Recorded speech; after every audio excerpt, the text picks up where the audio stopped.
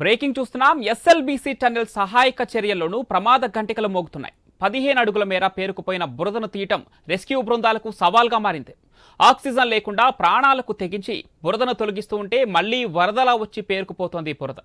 తవ్విన కొద్దీ బురద వరదలా వస్తుండటంతో సహాయక చర్యలకు ఆటంకం కలుగుతోంది.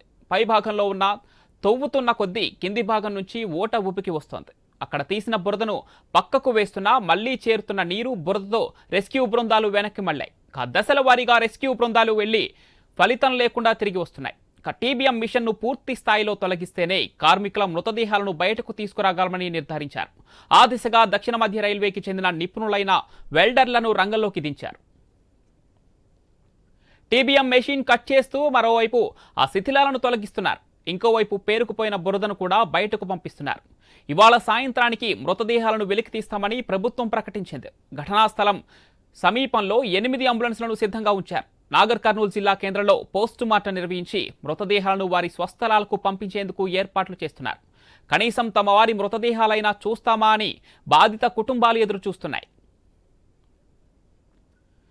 నేషనల్ జియోగ్రాఫికల్ రీసెర్చ్ ఏజెన్సీ చేపట్టిన జీపీఆర్ రాడార్ స్కానింగ్లో కార్మికులు చిక్కుకున్న ప్రదేశాలను గుర్తించారు. 2 సార్లు స్కాన్ రిపోర్ట్ పరిశీలించిన ఆ ఏజెన్సీ ఇచ్చిన నివేదికతో ఉన్నతాధికారులు ఇక పని సులువైందని భావించారు. ఏ క్షణంలోనైనా మృతదేహాలను వెలికి తీయవచ్చని లీకులు కూడా ఇచ్చారు. కానీ అక్కడి ప్రతికూల పరిస్థితులు ఉండటంతో సైలెంట్ అయిపోయారు రెస్క్యూ బృందాలు. టీబీఎం మిషన్ను కట్ చేసి పూర్తి స్థాయిలో బయటకు తీస్తేనే రెస్క్యూ ఆపరేషన్ ముగిసే అవకాశం ఉందని ఉన్నతాధికారులు నిర్ధారణకు వచ్చారు. దీంతో ఉదయం నుంచి రాత్రి వరకు మిషన్లను కట్ చేసి బయటకు తీసుకురావాలని అన్ని బృందాలకు ఆదేశాలిచ్చారు. ఈ మిషన్ బయటకు వచ్చాక 2 భారీ హిటాచీలను లోపలికి పంపి బురదను కార్మికులు చిక్కుకున్న ప్రదేశాన్ని వెలికి తీయాలని నిర్ణయించారు. ఆగమేఘాలపై హైదరాబాద్ నుంచి హిటాచీని రప్పించారు. నీరు సహాయక చర్యలకు అడ్డంకిగా మారడంతో మిషనరీ సహాయమే తీసుకోవాలని నిర్ణయించారు.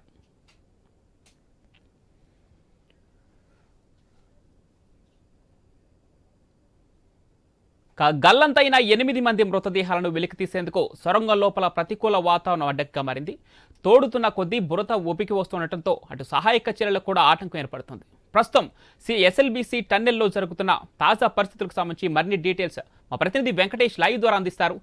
వెంకటేష్, సహాయక చర్యలకు కూడా ప్రమాద గంటికలు మోగుతున్నాయి. తోడే కొద్దీ నీరు బురద ఉబికి వస్తుండటంతో రెస్క్యూ బృందాలు ఫలితం లేకుండానే వెనక్కి మళ్తున్నాయి. అటు బయట 8 అంబులెన్స్లు రెడీగా ఉంచారు. మరికొన్ని గంటల్లోనే మృతదేహాలు కూడా బయటకు వచ్చే ఛాన్స్ ఉందంటూ కొన్ని లీకులు కూడా ఇస్తున్నారు. అసలు తాజా పరిస్థితి ఏంటి? దీని మీద అప్డేట్స్ ఏంటి వెంకటేష్? పవన్, ఎస్ఎల్బీసీ వద్ద 9వ రోజు కూడా సహాయక సంఘాలకు సంబంధించిన సహాయక చర్యలు అయితే ప్రారంభమయ్యాయి. 9 రోజులుగా వివిధ సంస్థలకు సంబంధించిన రెస్క్యూ టీంలు అయితే 11 రెస్క్యూ టీంలు దేశవ్యాప్తంగా అంత నిపుణులతో సహా కూడిన రెస్క్యూ టీంలు అయితే ఇక్కడ సహాయక చర్యల్లో పాల్గొంటున్నాయి. ప్రస్తుతం చూసుకుంటే ఇక్కడ టన్నెల్లో 9 మంది ప్రమాదంలో 8 మంది గల్లంతైన సంఘటన నేపథ్యంలో ఇప్పటికే రెస్క్యూ టీంలు తమ ప్రయత్నాలను అయితే చేస్తున్నాయి. ఆ రెస్క్యూ టీంలకు అక్కడ బురద, అక్కడ నీటి కుంట తీవ్ర ఇబ్బందులు కలుగజేస్తున్నాయని చెప్పవచ్చు. దాంతోపాటు టీబీ మిషన్ అడ్డంకిగా మారింది. ఆ టీబీ మిషన్ని కట్ చేసి చిన్న భాగాలుగా ముక్కలుగా చేసి బయటికి తెచ్చి దాని తర్వాత జేసీబీల సహాయంతో ఆ నీటి బురదను, ఆ రాళ్లను తొలగిస్తేనే అందులో చిక్కుకున్న వారిని వెలికి తీసే అవకాశం ఉంటుందని ఇప్పటికే అధికారులు చెప్తున్నారు. ఈ నేపథ్యంలో కూడా రెస్క్యూ టీంలు కూడా ఈరోజు కూడా ఒక పురోగతి సాధించిందని చెప్తున్నారు. దీనికి ముఖ్యంగా రియాక్టర్ కీ రోల్కి సంబంధించి దాంతోపాటు సింగరేణి రెస్క్యూ టీంలు కూడా అక్కడ కొన్ని 4 అవశేషాలు, అంటే మనుషులకు సంబంధించిన అవశేషాలు, ఆనవాళ్ళు కనిపించాయని కొంత సమాచారం వస్తుంది. ఈరోజు ఖచ్చితంగా అంటే గతంలో కూడా 2-3 పర్యాయాల పాటు మంత్రులు, అక్కడ ఎమ్మెల్యేలు కూడా సంఘటనా స్థలానికి సందర్శించారు. లోపల జరుగుతున్న విషయాలపై అధికారులతో సమీక్ష నిర్వహించారు. దానికి సంబంధించి వారి నివేదికల ఆధారంగా నిన్న నుంచి కూడా జీపీఆర్ రాడార్తో గుర్తించిన 4 ప్రదేశాల్లో తవ్వకాలు చేపట్టారు. ఆ తవ్వకాలలో కూడా మనుషుల ఆనవాళ్ళు ఉన్నట్టు వాళ్ళు గుర్తించారు. ఈ నేపథ్యంలో ఈరోజు తెల్లవారుజామున కూడా 2 బాడీలను, అంటే అవశేషాలకు, మానవులకు సంబంధించిన అవశేషాలు, కొన్ని నమూనాలు సేకరించినట్లయితే మనకు విశ్వసనీయ సమాచారం ఉంది. ఈ నేపథ్యంలో ఇప్పటికే అధికారులు కూడా ఇప్పుడు టన్నెల్ వద్ద కూడా హడావిడి నెలకొందని చెప్పవచ్చు. ఇక్కడ ఫైర్స్ సంబంధించిన వెహికల్స్, దాంతోపాటు ఆర్మీకి సంబంధించిన అంబులెన్స్లు, మిగతా అంబులెన్స్లు అన్నీ వరుసగా ఆ టన్నెల్ వద్దకు వెళ్తున్నాయి. అంటే ఆ టన్నెల్లో హడావిడి అయితే కొనసాగుతుంది. అంటే నిన్న రాడర్ గుర్తించిన ప్రదేశాలు ఎప్పుడైతే తవ్వకాలు చేపట్టారో ఆ తవ్వకాలలో కొన్ని అవశేషాలు దొరికిన సమాచారం ఉన్న నేపథ్యంలో మరింత తవ్వితే కానీ దానిలో ఉన్న మానవుల అవశేషాలు ఉన్నాయి, వేరే ఇతర అవశేషాలు ఉన్నాయని మెత్తటి పదార్థాలు అయితే మెత్తటివి శరీర భాగాలు అయితే కనిపిస్తున్నాయట్టు వాళ్ళు చెబుతున్నారు. దానిలో భాగంగా కొందరు మనకిచ్చిన సమాచారం మేరకు ఖచ్చితంగా 2 బాడీలను వెలికి తీసిన పరిస్థితి అక్కడ కనిపిస్తుందని చెప్తున్నారు. 2 బాడీలు వెతికే క్రమంలోనే వారికి సిబ్బందికి కూడా కొద్దిగా కాళ్ళకు చేతులకు తగినాయి. ఆ ముక్కలు కూడా అయినట్టు కొంత భాగాలే వెలికి తీసినట్టు చెప్తున్నారు. ఎందుకంటే ఆ రోజు జరిగిన ప్రమాదంలో ఎక్కడ శరీరాలు అక్కడ చెల్లా చెదురైపోయాయి, దానికి గుర్తుపట్టలేని విధంగా ఉన్నాయి ఇప్పటికే. దీంతో పాటు అక్కడ టీబీ మిషన్ అడ్డుగా ఉండడం, దాంతోపాటు బురద నీరు రాళ్ళు రావడం వల్ల ఆ సహాయక చర్యలకైతే తీవ్ర విఘాతం కలుగుతుందని చెప్పవచ్చు. రెస్క్యూ టీంలు కూడా తమని విశ్వ ప్రయత్నాలు చేస్తున్నాయి. అక్కడ చిక్కుకున్న వారిని ఖచ్చితంగా బయటికి రావాల్సిన బాధ్యత తమపై ఉందని ప్రభుత్వం కూడా వాళ్ళ ఆదేశాల మేరకు వాళ్ళు పాటిస్తున్నారు. కానీ ఈరోజు చూస్తుంటే ఇక్కడ టన్నెల్ వద్ద చూస్తుంటే హడావిడి అయితే మొదలైందని చెప్పవచ్చు. ఉదయం నుంచి కూడా అక్కడ ఎయిర్ ఫోర్స్ కానీ, నేవీ కానీ, దీనికి సంబంధించిన సింగరేణి కానీ, దానికి సంబంధించిన ర్యాట్ హోల్స్ మైన్స్ కానీ, ఈ మొత్తము విభాగాలలో కొంత పురోగతి సాధించారు. దానికి సంబంధించిన హడావిడి అయితే నెలకొంది. పోలీసుల హడావిడి కూడా ఎక్కువైతుంది. అంబులెన్స్లు ఇప్పటికే 11 అంబులెన్స్లను సంఘటనా స్థలం వద్ద ఉంచారు. ఆ మృతదేహాలు ఒకవేళ చనిపోయిన ఎవరైనా ఉంటే అక్కడ కార్మికులు కానీ ఇతర అధికారులు కానీ దానికి సంబంధించిన మన మృతదేహాల ఆనవాళ్ళు దొరికితే వాటిని బయటికి తీసి వెలికి తీసి పోస్ట్ మార్టం నిర్వహించేందుకైతే అధికారులు చర్యలు చేపడుతున్నట్లయితే మనకు తెలుస్తుంది. ఇప్పటికే నాగర్ కర్నూలు జిల్లా ఆసుపత్రి వద్ద కూడా ఒక 8 అంబులెన్స్లను సిద్ధంగా ఉంచారు. ఒకవేళ ఈరోజు తవ్వకాలలో బయటపడితే శరీర భాగాలు కానీ ఇతర అవయవాలు కానీ బయటపడితే ఖచ్చితంగా దాన్ని పోస్ట్ మార్టం నిర్వహించేందుకే ఉస్మానియా ఆసుపత్రి నుంచి కూడా వైద్య నిపుణుల బృందం ఇక్కడికి వచ్చిందనవచ్చు. దీంతో పాటు ఇక్కడ ఉమ్మడి పాలమూరు జిల్లాలో పనిచేస్తున్న వివిధ ఆసుపత్రులకు చెందిన ఫోరెన్సిక్ ల్యాబ్కు సంబంధించిన వైద్యాధికారులు కూడా ఇక్కడ సంఘటనా స్థలానికి వచ్చారు. వారు 2-3 షిఫ్టులుగా టన్నెల్ వద్దకు వెళ్తున్నారు. దానికి సంబంధించిన విషయాలను క్రోడీకరించి, అంటే టన్నెల్లో ఆ రాడర్ సహాయంతో తీసిన చిత్రాలపై అవశేషాలు ఉన్నవా, మానవుల ఏమైనా భాగాలు ఉన్నవా, దానిపైన కూడా వాళ్ళు ప్రత్యేకంగా ప్రతి అంశంపై శోధిస్తున్నారని చెప్పవచ్చు. ఏదైనా ఆధారాలు దొరికితే మాత్రం ఖచ్చితంగా అవి మనుషులపై ఉండవచ్చు అనే నిర్ధారణ కూడా వచ్చారు. ఈ నేపథ్యంలో మనకు వచ్చిన సమాచారం మేరకు 2 డెడ్ బాడీలు అయితే దొరికిన, దాని అవశేషాలు దొరికిన, దాని భాగాలు దొరికినాయని చెప్తున్నారు. అయితే వెంకటేష్ ఇప్పటికే మీరు చెప్పినట్లుగానే 9 రోజుల వరకు 9 రోజులు అయిన నేపథ్యంలో మృతదేహాలు కూడా కొంత పాడయ్యే అవకాశం ఉంది. అదేవిధంగా గుర్తించినటువంటి 5 పాయింట్లలో కూడా 4 మృతదేహాలే ఇప్పటివరకు గుర్తించినట్లు అధికారులు కూడా తెలుపుతున్నారు. ఈ నేపథ్యంలో పాడైపోయిన మృతదేహాలను తమవారిగా గుర్తించే చర్యలు ఏ విధంగా ఉండబోతున్నాయి, బయటకు వచ్చిన తర్వాత బంధువులు అప్పగించే ఆ ప్రక్రియ ఏ విధంగా జరగబోతోంది? అంటే వాస్తవంగా ఇప్పుడు ఆ భారీ ప్రమాదం జరిగిన నేపథ్యంలో శరీర భాగాలు ఎక్కడైతే చిక్కుకుపోయినారో వారి శరీర భాగాలు అయితే చెల్లా చెదురైనట్టు, దాంతోపాటు ఆ బురద రాళ్ళు ఆ టీపీఎం మిషన్కు అంటే ఆ తీవ్రత ఎక్కువగా ఉంది. అందుకోసమే ఇప్పటి వరకు కూడా 9 రోజుల పాటు కూడా ఆ శరీర భాగం అంటే ఆ మన మనుషుల ఆ లోపలికి వెళ్ళిన కార్మికుల ఆచూకీ అయితే లభించలేదు. ఆ ఉత్కంఠతగా నెలకొనే ఉంది. ఒకవేళ ఈరోజు రాడర్ గుర్తించిన 5 ప్రదేశాలలో 4 మృతదేహాలు ఉంటే వాటిని వెలికి తీయడం అయితే కొద్దిగా కీలకంగా మారిందని చెప్పవచ్చు.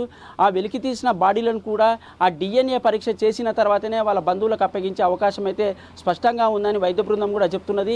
వారు ఎక్కడ అంటే ఎవరికి సంబంధించిన కార్మికుల్లో 6 మంది ఉన్నారు, ఇంజనీర్లో 2 ఉన్నారు. వారు 8 మందికి సంబంధించిన ఎవరి బాడీ ఎవరు దొరికినా వాళ్ళ డిఎన్ఏ పరీక్ష అనంతరమే పోస్ట్ మార్టం నిర్వహించి వారి బంధువులకు అప్పగించే ప్రక్రియ అయితే అధికారులు అయితే చేపడుతున్నారు. అందుకోసమే అంబులెన్స్లను ఈ వైద్య బృందాలని సిద్ధం చేశారని చెప్పవచ్చు పవన్.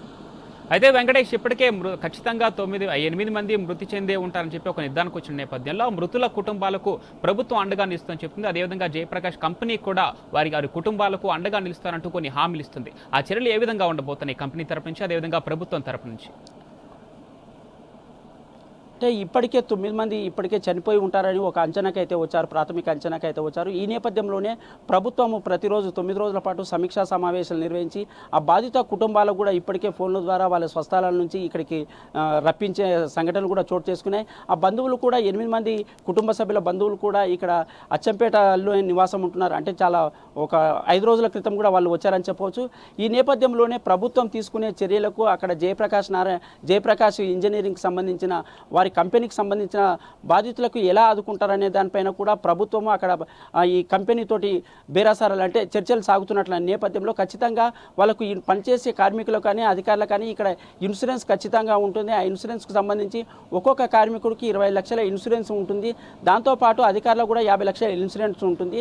దీని నేపథ్యంలో అక్కడ కంపెనీ ఇన్సూరెన్స్ కాకుండా కంపెనీ కూడా కొద్దిగా వారికి ఎంతనో కొంత ఇచ్చే అవకాశం అయితే ఉంటుందని చెప్పవచ్చు. దానికి కూడా ప్రభుత్వ తరఫున కూడా ఒక 25 లక్షల ఒక బాధిత కుటుంబానికి ఇచ్చే నిర్ణయం తీసుకున్నట్లు కూడా మనకు సమాచారం ఉంది. ఈ నేపథ్యంలో బాధితులను ఎలా ఆదుకుంటారు అనే దానిపైన కూడా స్పష్టత లేకుండా ఉంది. ఈ ముఖ్యంగా ఒకవేళ బాడీలన్నీ వెలికి తీసి వారిని గుర్తించిన తర్వాత ఖచ్చితంగా ఆ ప్రభుత్వం కానీ ఆ కంపెనీ కానీ వారు చర్చలు చేసి ఆ బాధితుల కుటుంబాలకు న్యాయం చేస్తామని మంత్రులు ఇదివరకే చెప్పారు. ఈ నేపథ్యంలో ఆ ప్రక్రియ అయితే ఎస్ఎల్బీసీ టన్నెల్ సహాయక చర్యలను ప్రమాద ఘంటికలు మోగుతున్నాయి. 15 అడుగుల మేర పేరుకుపోయిన బురదను తీయటం రెస్క్యూ బృందాలకు ఒక సవాల్గా మారింది. ఆక్సిజన్ లేకుండా ప్రాణాలకు తెగించి బురదను తొలగిస్తుంటే మళ్లీ వరదలా వచ్చి చేరుతోంది బురద. తవ్విన కొద్దీ బురద వస్తూ ఉండటంతో సహాయక చర్యలకు ఆటంకం కలుగుతోంది. రెస్క్యూ ఆపరేషన్ కు ఆటంకం కలిగిస్తోంది బురద. అదేవిధంగా భూ ఉపరితలంపై నుంచి కూడా కొన్ని సహాయక చర్యలు చేపట్టే విధంగా రెస్క్యూ ఆపరేషన్స్ కొనసాగుతున్నాయి.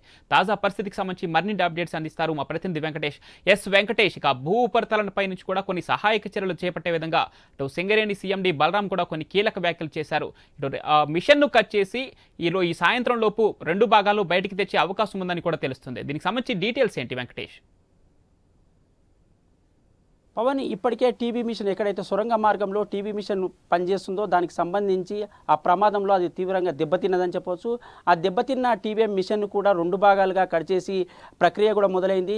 గత 4 రోజుల నుంచి కూడా టీబీఎం మిషన్కు సంబంధించిన కటింగ్స్ కూడా మిషన్ కటింగ్లు కూడా ప్రారంభమైంది. దానికి సంబంధించిన చిన్న చిన్న ముక్కలు కూడా పరికరాలకు సంబంధించిన ముక్కలు కూడా బయటికి తెస్తున్నారు ఆ రెస్క్యూ టీము. దీంతో పాటు 2 భాగాలైన తర్వాతనే అందులో అవతల చిక్కుకున్న ఆ సిబ్బందిని కానీ అక్కడ కార్మికులను కానీ తెచ్చే ప్రయత్నాలు అయితే ముమ్మరం చేశారు. ఇప్పటికే ఒక జీపీఎస్ రాడర్తో గుర్తించిన ప్రాంతాలలో రెస్క్యూ టీమ్ అయితే తువ్వకాలు చేపట్టింది. దీంతో పాటు బాహ్య నుంచి అంటే సొరంగం పైభాగం నుంచి కూడా ఏమైనా ఏర్పాట్లు చేస్తే అందులో ఉన్న మనుషులను కానీ ఇతర సిబ్బందిని కానీ వెలికితీసే అవకాశం ఉంటుందని, ప్రమాదంలో చిక్కుకున్న వారిని వెలికితీసే అవకాశం ఉంటుందని కూడా జియోలాజికల్ డిపార్ట్మెంట్ కూడా శోధన చేస్తుందని చెప్పవచ్చు. అంటే ముఖ్యంగా అన్ని విభాగాలకు సంబంధించిన ప్రతి అంశాన్ని కూడా కులంకుషంగా చర్చించి ఎక్కడ అడుగు వేస్తే ఏ ప్రమాదం నుంచి తప్పించుకోవచ్చో అనే దానిపైన ఇప్పటికే నివేదికలు తయారు చేశారు. రాడర్ సహాయంతో గుర్తించిన 5 ప్రాంతాలలో 2 మనుషుల అవశేషాలు లభ్యమయ్యాయని, దానికి భాగాలు కూడా ఉన్నాయని కొందరు సిబ్బంది సీఎం రేవంత్ రెడ్డి కూడా ఎస్ఎల్బీసీ టనెల్ వద్దకు చేరుకోబోతున్నట్టు తెలుస్తుంది. ఈ నేపథ్యంలో పోలీసుల భద్రత ఏ విధంగా ఉంది, అదేవిధంగా రెస్క్యూ బృందాలు వారికి ఎలాంటి విషయాలు వెల్లడించే అవకాశం ఉంది సీఎం రేవంత్ రెడ్డి కోసం? ఇప్పటికే 9 రోజుల పాటు రాష్ట్ర మంత్రులు ఇప్పటికే సమీక్షా సమావేశాలు నిర్వహిస్తున్నారు. దానికి సంబంధించి సీఎం రేవంత్ రెడ్డి కూడా వాళ్ళకు దిశానిర్దేశం చేస్తున్నారు. టన్నెల్ వద్ద జరుగుతున్న ప్రమాదకు సంబంధించిన సంఘటనలపై ఆరా తీస్తున్నారు. నిన్న కూడా సీఎస్ శాంతకుమార్ని కూడా సంఘటన స్థలానికి పంపించారు. ఆమె ఇచ్చిన నివేదికతో కూడా సీఎం ఈరోజు అంటే వనపర్తి సభలో ముగించుకొని ఇక్కడికి ఎస్ఎల్బీసీ టన్నెల్ వద్ద జరిగిన ప్రమాద ఘటనకు వచ్చే అవకాశం ఉందని పోలీసు వర్గాలు అంటే నిఘా వర్గాలు చెప్తున్నాయి. పోలీసులు కూడా ఇక్కడ చూసుకుంటే భారీ బందోబస్తును అయితే ఏర్పాటు చేశారు. ఒకవేళ వనపర్తి సభలో బహిరంగ సభ అనంతరం ఒకవేళ ఖచ్చితంగా వచ్చే అవకాశం ఉంటే కానీ ఖచ్చితంగా ఇలా సందర్శించే అవకాశం ఉందని, ఒకవేళ దానికి సంబంధించిన పోలీసులు కూడా భారీ బందోబస్తులు అయితే ఏర్పాటు చేశారని చెప్పవచ్చు. అంటే ముఖ్యంగా సీఎం రేవంత్ రెడ్డి సంఘటన స్థలానికి 9 రోజులైనా ఇప్పటికే రాలేదని అక్కడ ప్రతిపక్షాలు అయితే విమర్శలు చేస్తున్నాయి. ఒక ముఖ్యమంత్రికి ఎమ్మెల్సీకి సంబంధించిన ప్రచారాలకు వెళ్తున్నారు, కానీ ఇక్కడ ప్రమాదం జరిగే 8 మంది మృత్యువాత పడ్డారో లేదో దానిపైన జరిగిన ప్రమాదంపై ఆరా తీయవలసిన సంఘటనా స్థలాన్ని పరిశీలించవలసిన బాధ్యత ఒక రాష్ట్ర ముఖ్యమంత్రిగా ఉందని చెప్తున్నారు ప్రతిపక్షాలు. కానీ ఇప్పటి వరకు కూడా కొన్ని భద్రతా ఇబ్బందుల వల్ల ఇక్కడ సీఎం రాలేకపోయినని పోలీస్ వర్గాలు కూడా చెబుతున్నాయి. దీనికి సంబంధించి 9 రోజుల పాటు మంత్రులతో సమీక్షా సమావేశాలు నిర్వహించారు.